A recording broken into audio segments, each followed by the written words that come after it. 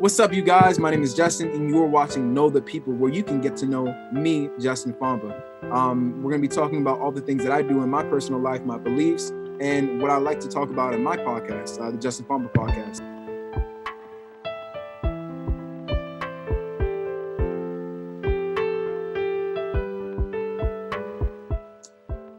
Who is Justin? Justin is the son of God, made in the image and the likeness of God. Justin makes mistakes, but ultimately he knows who he is and he knows why he was put on this world, on this earth. Justin is somebody that strives to be like Christ, and he looks to God and people around him to keep him in that way.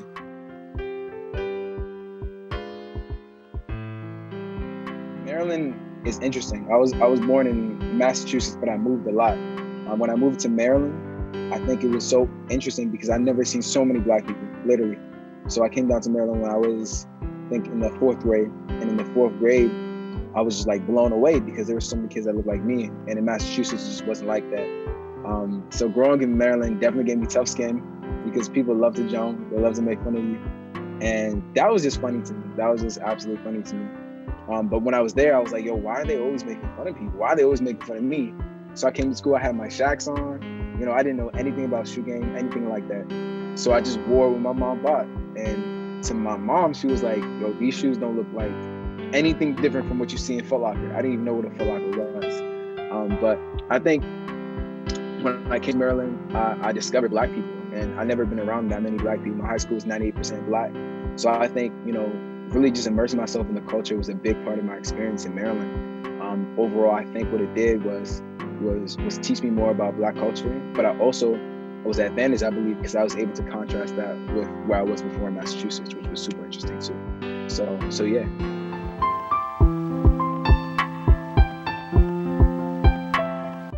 Kanye West has shifted hip hop in general. He's tremendously shifted the whole genre of hip hop, and he's still doing that to today.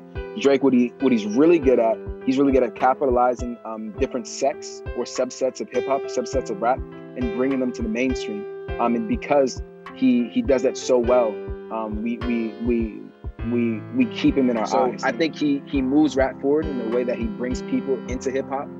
But as far as creativity out of just pure exploration, I think Kanye has him beat, you know? I don't think Drake is an explorative artist as far as when you compare it to Kanye.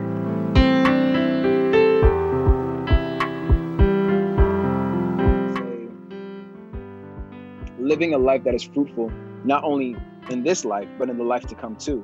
You know, a lot of times people only talk about life in the present. They don't talk about life in eternity. You're gonna die. You know, the max lifespan that you probably have is like 125. After that, what happens next?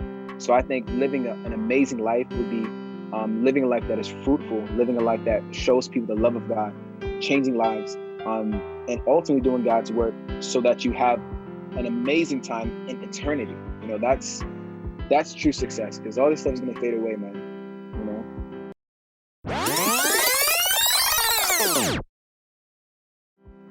Oh, yo. Women hate this man.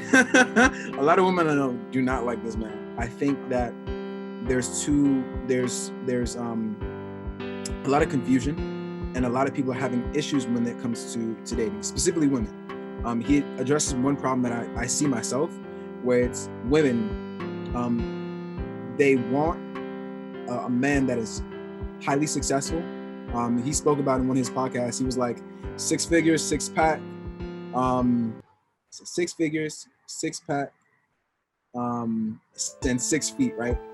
And those things are basically like watered down versions of what it means to be a high earning male or high value male. That's what he calls them. The image of what women are chasing in our society, or what they've been like fed to chase, is creating a really big imbalance in dating expectations. That's hurting the dating game. That's hurting a lot of men's opportunities to find women, and hurting a lot of women's expectations when they go out to date.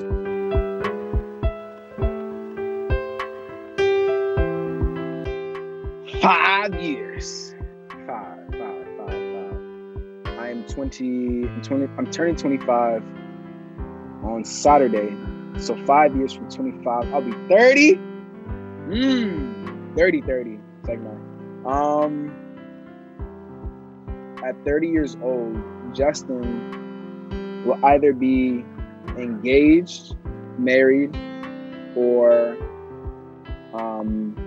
something in that area. I don't want to be dating at 30.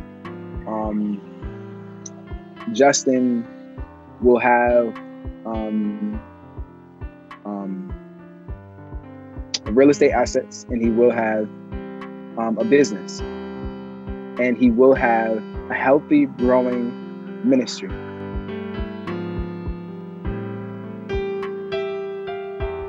Shoot, I think it's the conversations, and I think it's that you guys have good chemistry within each other. I think when you see genuine friendship, it's not forced.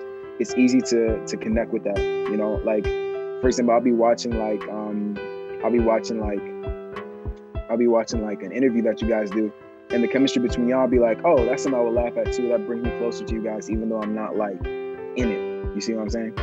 And I like that. Also, you guys reach out to people that you know when you include them. Like you're reaching out to Jamel right now. I know you guys are doing work with him all the time. I think he shot your intro video, right? Or he did the music behind it.